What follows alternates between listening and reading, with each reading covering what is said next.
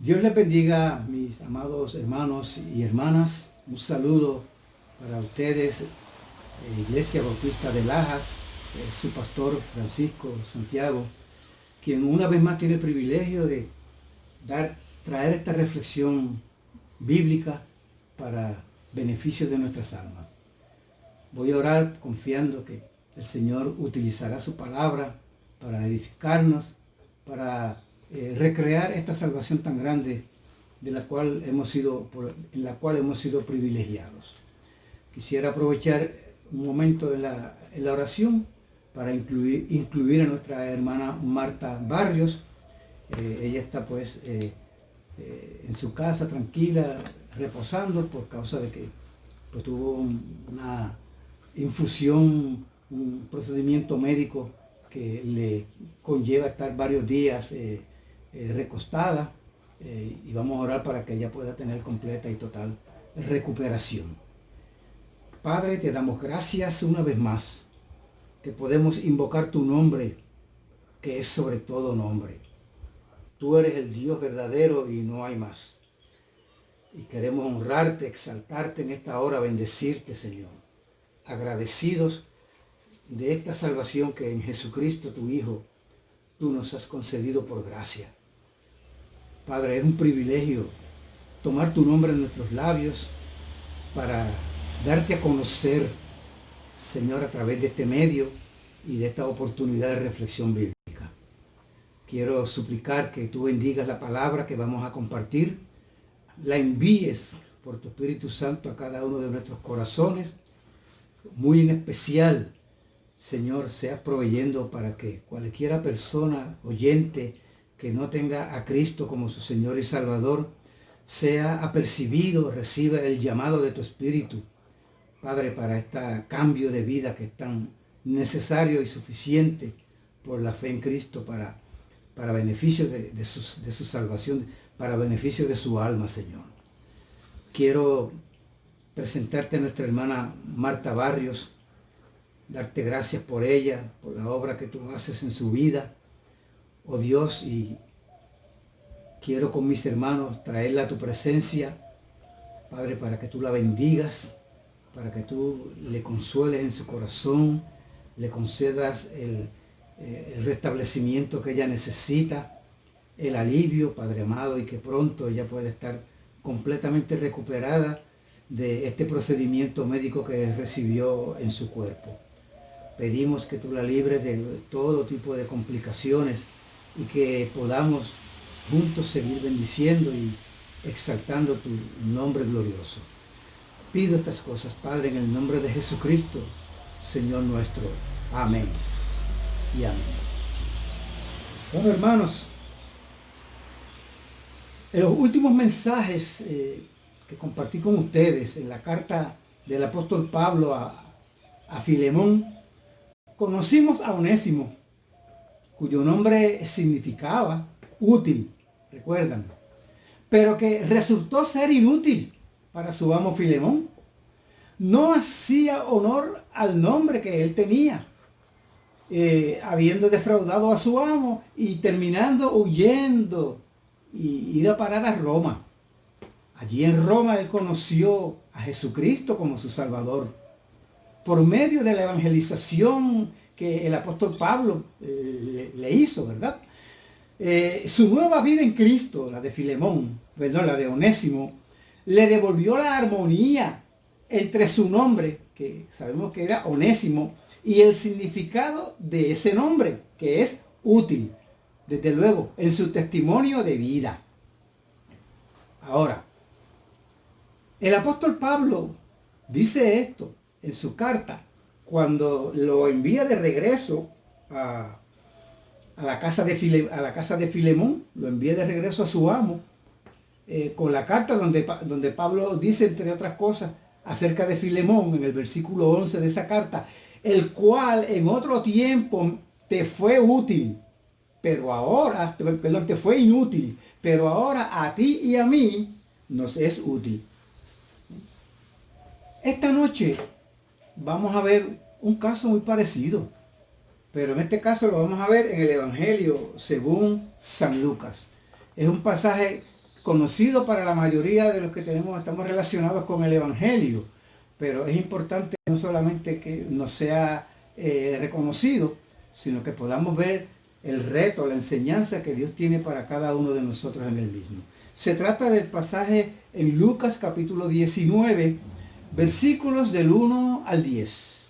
Cuando tengan este pasaje, voy a dar un segundito para que ustedes lo ubiquen, si lo quieren seguir desde sus casas en la lectura de la palabra de Dios. Dice esta palabra de Dios de esta manera. Lucas 19, versículos del 1 al 10. Habiendo entrado Jesús en Jericó, iba pasando por la ciudad. Y sucedió que un varón llamado Zaqueo, que era jefe de los publicanos y rico, procuraba ver quién era Jesús, pero no podía a causa de la multitud, pues era muy pequeño de estatura. Y corriendo delante, subió a un árbol sicómoro para verle, porque había de pasar por allí. Cuando Jesús llegó a aquel lugar, mirando hacia arriba le vio y le dijo: Zaqueo, date prisa, desciende, porque hoy es necesario que pose yo en tu casa. Entonces él descendió a prisa y le recibió con gozo. Y al ver esto, todos murmuraban diciendo que había entrado a posar con un hombre pecador. Entonces Zaqueo, puesto en pie, dijo al Señor: He aquí, Señor, la mitad de mis bienes doy a los pobres, y si en algo he defraudado a alguno, se lo devuelvo cuadruplicado.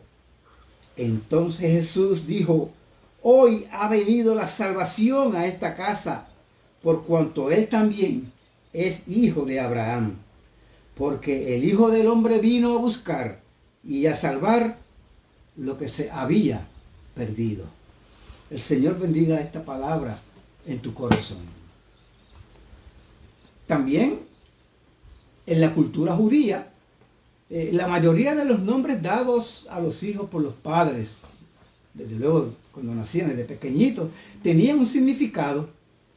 Y paradójicamente, Zaqueo, el nombre Zaqueo significaba justo, inocente. ¿Te das cuenta entonces en qué consiste la paradoja aquí?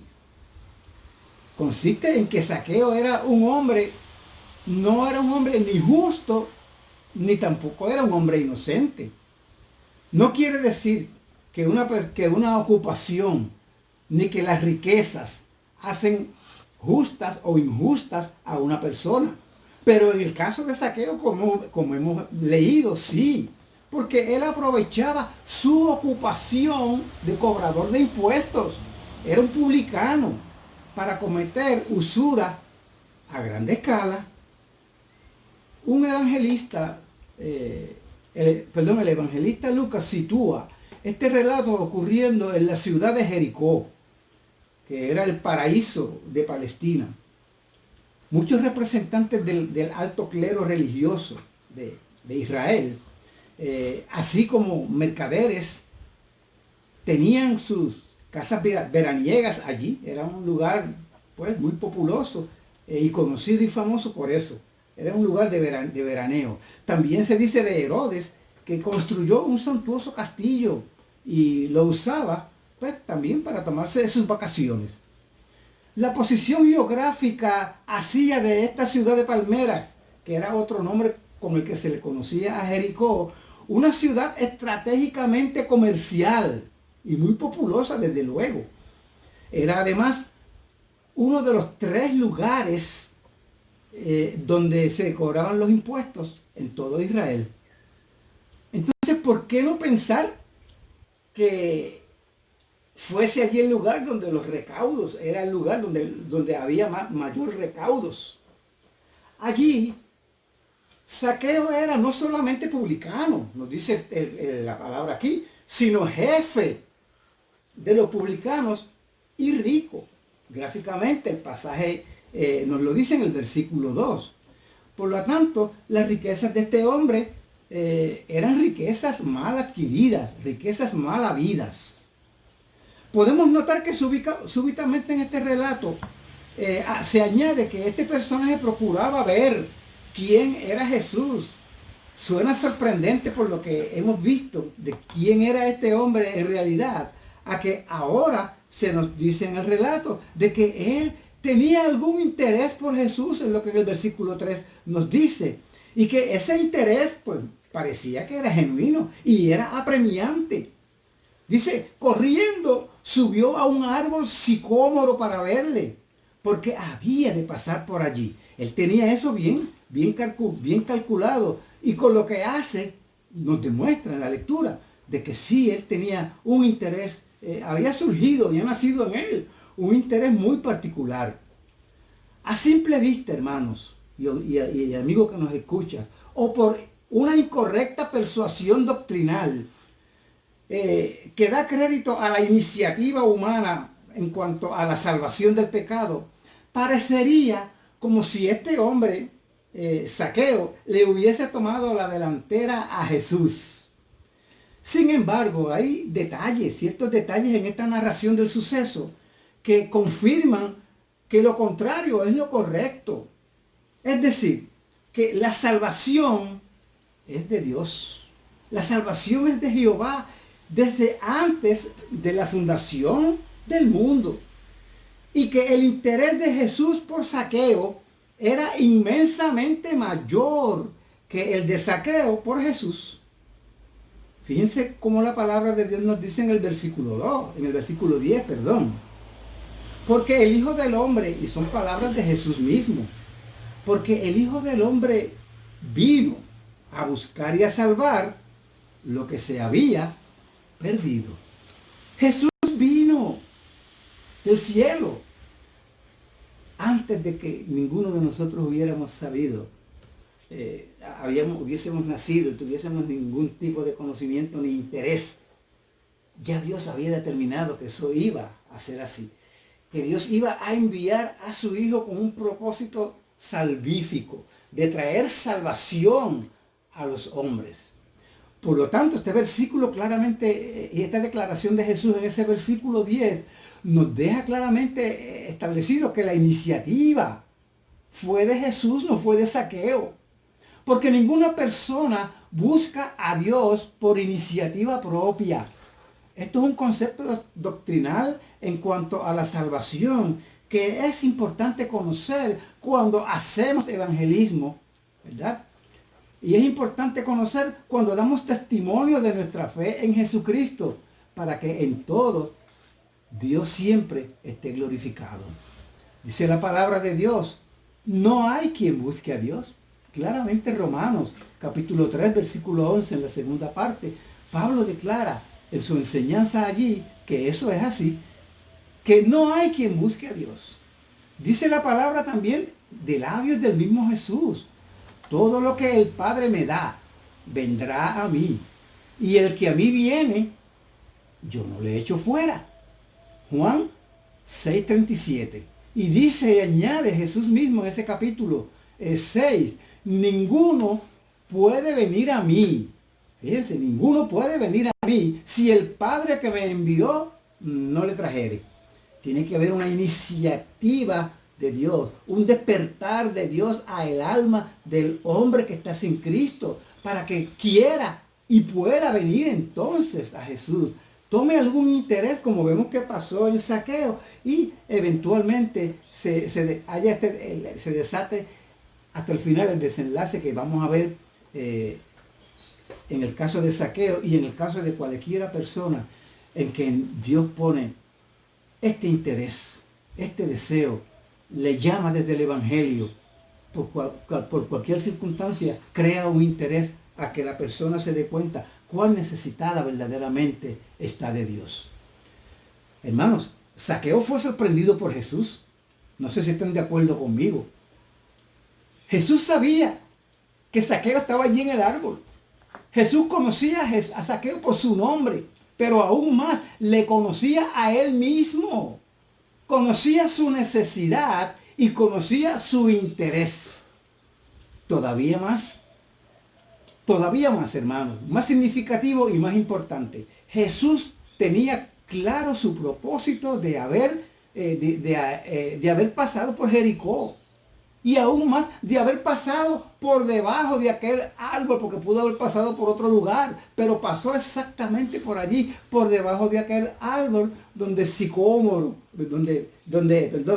Zaqueo le estaba esperando. ¿Okay? Y Jesús le sorprende entonces diciéndole: Zaqueo, date prisa, desciende, porque hoy es necesario. ¿Necesario para quién? Para Jesús. Para Jesús era necesario ir a la casa de Zaqueo. Vemos por el pasaje también que era necesario para Zaqueo, necesitaba un Salvador. Dios le despertó a este interés, pero para Jesús era todavía más necesario porque era el único y es el único que puede traer salvación y vida eterna. La reacción de Zaqueo fue inmediata. Fue entusiasta y fue gozosa, como en el versículo 5 lo establece. Él bajó más rápido que ligero y corriendo fue a su casa y recibió a Jesús. Él obtuvo más de lo que imaginaba o había planeado. Él pensaba, pues veo a Jesús y lo vi. Y quizás iba para allá a contarle a otro: mira, tuve esta experiencia, vi a Jesús. Nadie me tiene que contar de primera vista, de primera mano. Yo le vi. No, él recibió más. Fue sorprendido de una manera mayor. ¿Saben la sorpresa de que Jesús esté de visita en casa de Zaqueo? Hermano, tremendo. Era más de lo que él esperaba. Ahora la pregunta es, ¿qué conversaron? Bueno, el pasaje no nos dice nada absolutamente de qué conversaron.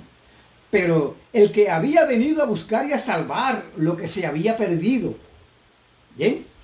De seguro que le declaró el camino de la salvación y lo llamó al arrepentimiento y a la fe en su cercano sacrificio en la cruz y en su resurrección de entre los muertos. Porque de allí, de este lugar por donde pasaba, por Jericó, Jesús iba de camino para entrar a Jerusalén en lo que sería la última semana de su ministerio público.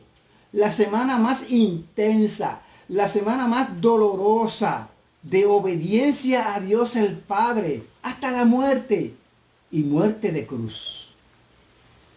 Zaqueo respondió con fe salvadora, gloria a Dios. No con una fe que era sentimental, ni emocional, o una fe de conveniencia. Respondió con una confesión pública de su maldad, de su robo, de su fraude, con una confesión de liberación del amor al dinero y de una determinación de restituir, de hacer obras dignas de arrepentimiento, de devolverle a los que él les había robado lo que les había robado y todavía más de eso. Son evidencias de una salvación genuina. Son evidencias de un arrepentimiento genuino. Lo que este versículo nos establece aquí en el versículo 8, cuando él declara estas cosas públicamente delante de todos los que estaban allí invitados en su casa. El mismo Jesús confirma lo legítimo entonces de las palabras de Zaqueo, que era ahora un hombre nuevo, era un hombre cambiado por la fe en Jesús. El versículo 9 nos dice: hoy ha venido. Jesús mismo lo dijo con sus palabras, después de la confesión pública, el testimonio público de Zaqueo. Él dijo: hoy ha venido la salvación a esta casa. Wow, hermanos, qué grandes verdades acerca, hermanos, de lo que es la doctrina de la salvación, contenidas o sugeridas, vamos a ponerlo aquí así, en este relato. Resaltan en este relato. En primer lugar, que Cristo es un gran salvador, dispuesto a salvar a los más grandes de los pecadores, a toda gama de pecadores, incluyéndote a ti, incluyéndome a mí, a aquel que no tiene ninguna esperanza, que ha perdido toda la esperanza, que piensa que es tan vil que ni Dios lo puede perdonar. No. Hay esperanza y salvación para todo el que viene a Jesús con fe genuina. y Él le perdona sus pecados y le cambia ciertamente la vida. En segundo lugar, aquí está claramente sugerida que la doctrina de que en la salvación, la iniciativa, como vimos, es de Dios, completamente de Dios y no del hombre. El hombre sí puede responder a las insinuaciones del Espíritu Santo mientras el pecador oye la palabra. Mientras Dios usa una experiencia difícil, a veces negativa, de tragedia inclusive, para llamarle la atención al hombre y hacerle volver a tomar algún interés en las cosas de Dios. Y quizás por primera vez está dispuesto a oír de Dios. Y en ese oír de Dios viene la fe, que es por el oír la palabra de Dios. En tercer lugar, a la hora de la redención, Cristo no hace acepción de personas.